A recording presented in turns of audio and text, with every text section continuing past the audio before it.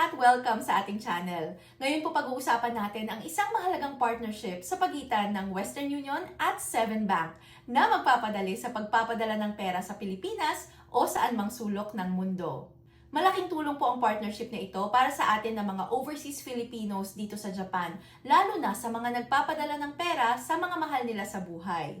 Kaya naman ngayon, pag-usapan po natin kung bakit mahalaga ang partnership na ito at kung paano ito mapapakinabangan ng mga kababayan natin dito sa Japan. Bilang overseas Filipinos, nagtatrabaho tayo para suportahan ang ating mga pamilya. At syempre, gusto natin yung mabilis, maaasahan at maayos na pagpapadala ng pera sa mga mahal natin sa buhay.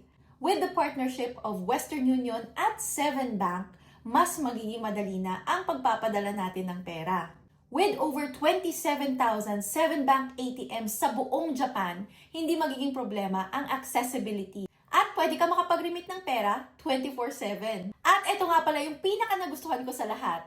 With Seven Bank and Western Union's international money transfer, for as low as 400 yen lang ay makakapagpadala ka na sa mga mahal mo sa buhay anywhere in the world.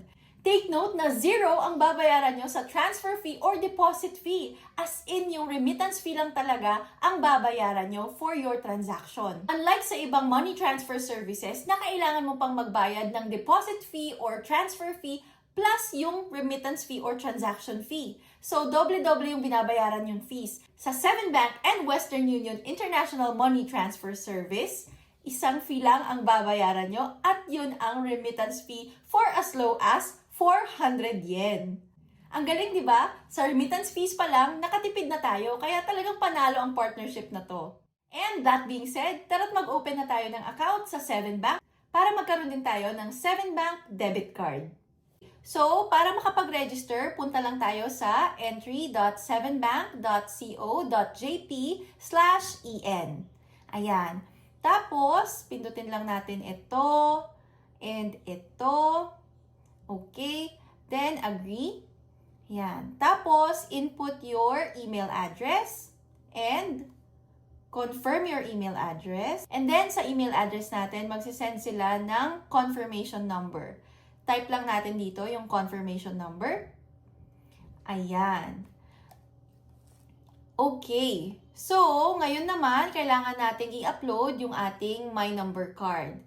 So, mas makakabuti, no, kung beforehand ay picturean nyo na po yung inyong My Number card, front and back, at saka yung inyong residence card, front and back na din. Ayan.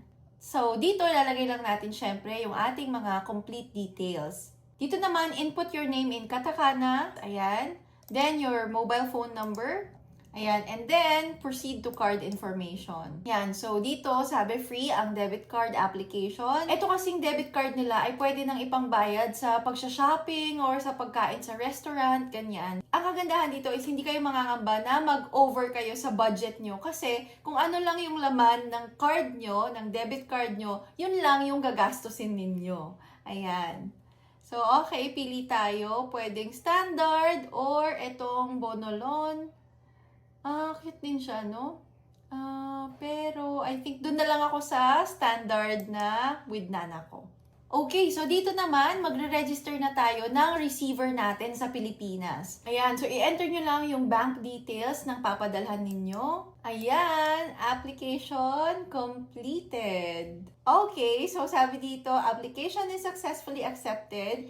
And you will receive your card within 2 weeks at your registered address. Ayan, so accepted na ang ating application at maghihintay na lang tayo ng 2 weeks para makuha natin yung ating debit card.